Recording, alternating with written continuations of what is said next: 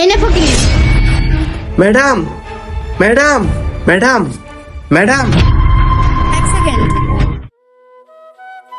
আরে ভাই, তুমি আমার পিছন পিছন ডাকতেছো কেন? আসলে ম্যাডাম, আমার আপনার কাছে একটা সাহায্য দরকার ছিল। আমি তো তোমার খাবার দিলাম, তাহলে এখন আবার কিসের জন্য আমার পিছন নিতেছো? এখন কি তোমার আবার টাকাও লাগবে নাকি? না না ম্যাডাম, আমি আপনার টাকা চাই না, আপনার ফোনটা চাই। আমার ফোন? তোমার তো সাহস কম না, তুমি আমার ফোন চাও? আমার ফোন আমি তোমাকে কেন দিব? আর তুমি যদি আমার ফোন নিয়ে পালিয়ে যাও? ম্যাডাম, আমি একটা দরকারে ফোন দিব, আপনি চাইলে ফোনটা স্পিকারে দিতে পারেন। কার সাথে কথা বলবে তুমি? আমার বাড়িতে ফোন দিব, আমার বড় ভাইয়ের সাথে একটু কথা বলবো।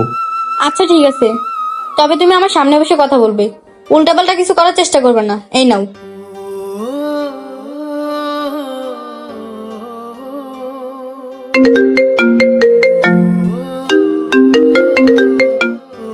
হ্যালো।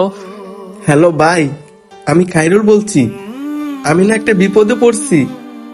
কেন ফোন দিছিস তুই?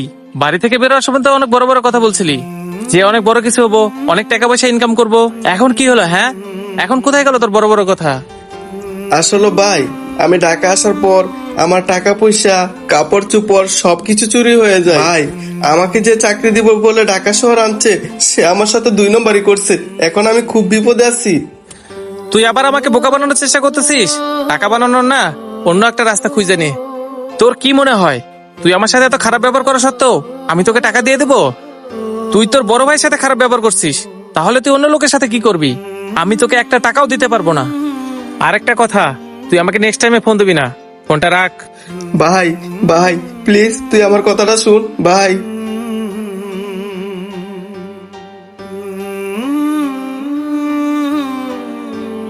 ধন্যবাদ ম্যাডাম। এই শোনো, আচ্ছা তুমি তোমার ভাইয়ের কাছে ফোন দিয়ে বললে টাকা নেই, কিন্তু তোমার ভাই তোমাকে টাকা দিল না। আর তাছাড়া তোমাকে দেখে মনে হচ্ছে তুমি অনেক চিন্তিত। কি হয়েছে বলো আমাকে। সবই আমার কপাল। আচ্ছা ম্যাডাম, আপনি আমার কথা বাদ দেন, আপনি আমাকে খাবারটা দিয়ে অনেক উপকার করছেন, এটাই আমার জন্য অনেক। দেখো, তোমার এই পরিস্থিতিতেও তোমার ভাই তোমার পাশে থাকলো না। কি হয়েছে বলো আমাকে। ম্যাডাম, আমার একটা কাজের খুব প্রয়োজন ছিল, হঠাৎ আমার নাম্বারে একটা কল আসে, শহরে নাকি একটা ভালো কাজের সন্ধান আছে। আমিও ভাবলাম ভালোই হবে, চাকরিও করব, পাশাপাশি ফ্যামিলিটাও চালাবো। তারা আমাকে বলেছিল চাকরিতে জয়েন করার আগে 10,000 টাকা দিতে হবে, আর জয়েন করার পরে সেই টাকাটা ফেরত দিয়ে দিবে। ওদের কথা মতোই আমি 10,000 টাকা দিয়ে দিই। তারপর আমি শহরে আসি। শহরে আসার পর ওদের সাথে আমি অনেক যোগাযোগের চেষ্টা করছি, কিন্তু ওদের নাম্বারটা বন্ধ পাচ্ছি। তারপর আমি এদিক সেদিক ঘোরাঘুরি করে কাজ খোঁজার অনেক চেষ্টা করছি, আর হঠাৎ একদিন আমার জামা কাপড়, টাকা পয়সা সবকিছু চুরি হয়ে যায়।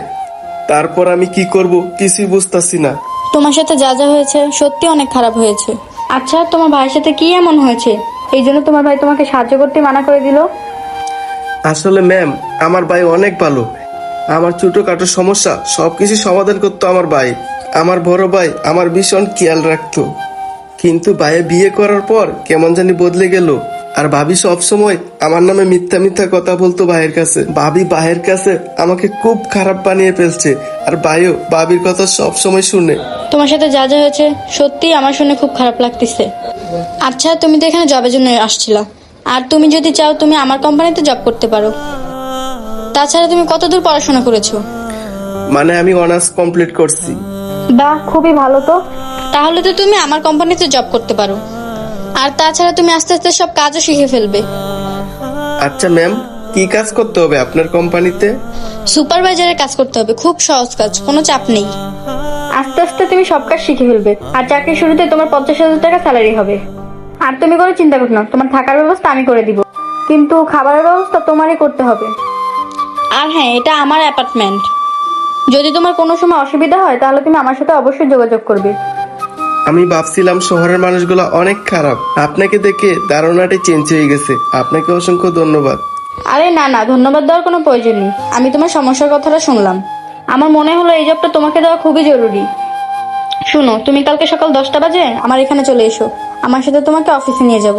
ঠিক আছে ম্যাডাম, আমি কাল সকাল 10টা বাজে ঠিক এই জায়গায় চলে আসব। ওকে ঠিক আছে, তাহলে তুমি এখন যাও।